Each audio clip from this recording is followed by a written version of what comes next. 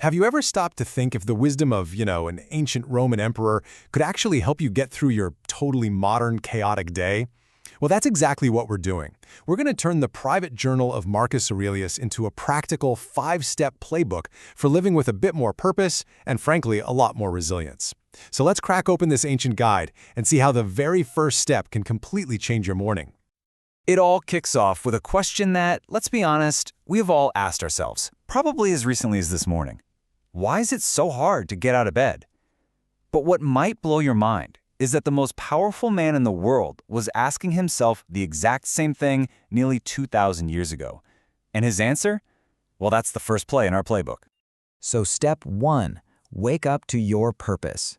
And for the Stoics, this isn't about finding some grand cosmic destiny or anything like that. No, it's way more immediate and honestly a whole lot more useful. So when his version of an alarm went off, probably a servant shaking him awake, Aurelius would remind himself of this. He'd think, I wasn't born to just stay warm and comfortable under the covers. Nope, he was born to contribute, to do the work of a human being. He'd look at the bees, the ants, the spiders, all busy doing their part to keep the world humming along, and he'd ask himself, why should I be any different? And this is just such a powerful idea for our modern world, which is constantly trying to sell us comfort as the ultimate prize. But Aurelius just flips that whole idea on its head. He says our real nature is to act, to engage, to be a part of the whole thing. So getting out of bed, it's not a chore. It's you answering the call to your primary function. Okay, so you're out of bed. Great start. But now you've got to face the day, which really means you've got to face your own mind. And that brings us to the second step in the playbook. You have to master your inner world before the outer world gets a chance to master you. Aurelius basically tells us to stop complaining about what we weren't given. So what if you're not a natural-born genius or some amazing public speaker? He says, bring forth then what is wholly in your power. And what's that? Things like dignity, kindness, simplicity. These are the tools you have complete and total control over, and believe me, they are more than enough. I mean, think about that for a second. He's telling us that our thoughts literally stain our soul. Every single time you dwell on irritation or anxiety or fear, you're adding another little drop of gray dye. But, and this is the key, by choosing to focus on kindness and reason, you can actively dye your own mind, your very soul, in these vibrant, resilient colors. All right, so our inner world is in order. We've got our mind set right. Now it's time to step outside. The third part of the playbook is all about how we actually engage with other people and act in the world. When it comes to doing good deeds, Aurelius gives us 3 types of people. You've got the announcer, who does something nice and then immediately needs everyone to know about it.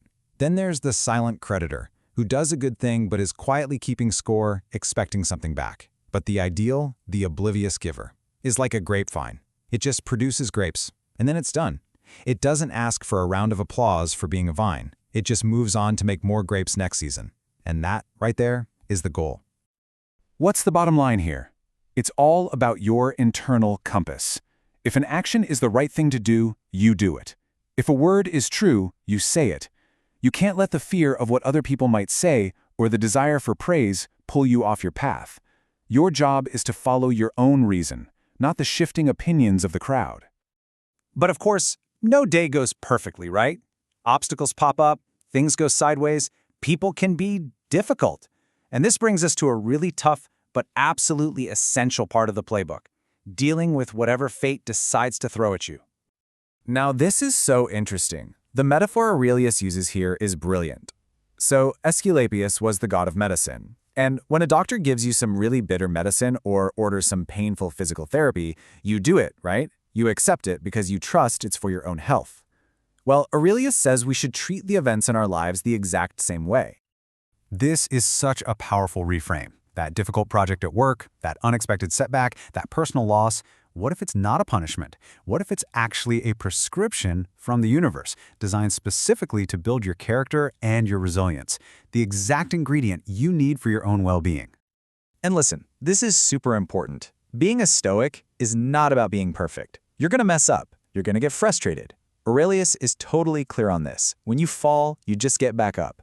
Don't treat philosophy like some harsh school teacher who's ready to smack you with a ruler. Treat it like a soothing medicine you return to when you feel unwell. The whole point is just gentle, persistent practice. Okay, finally. As the day starts to wind down, the playbook gives us one last mental exercise. This one's all about putting everything, our wins, our losses, all our worries, into their proper context. First, he tells us to start right here, with your own life. Think about your job, your relationships, your anxieties. Just for a second, really feel the weight of all of it. Now, take a big step back. Let's zoom out. Place that entire life of yours within the immense, sprawling context of all of human history. Think of all the empires that have risen and fallen, all the billions upon billions of people who have lived and died before you. And now, for the final move, let's zoom out one last time, all the way out. Contemplate what Aurelius calls the infinite gulf of the past and the future. In this vast cosmic ocean, your entire life is less than a blink of an eye. All of a sudden, that embarrassing thing you said in that meeting today doesn't seem quite so huge anymore, does it? And all that zooming out leads us to this, the ultimate Stoic definition of a happy life. Marcus Aurelius says, good fortune has absolutely nothing to do with what happens to you. It's not about being rich or famous. Good fortune is something you assign to yourself. It's simply having a good character, good intentions, and taking good actions. That's it. So the daily playbook leaves us with this final challenge. It puts all the power and all the responsibility right back in our hands. Every single day, you and I, we get to choose the answer to that question.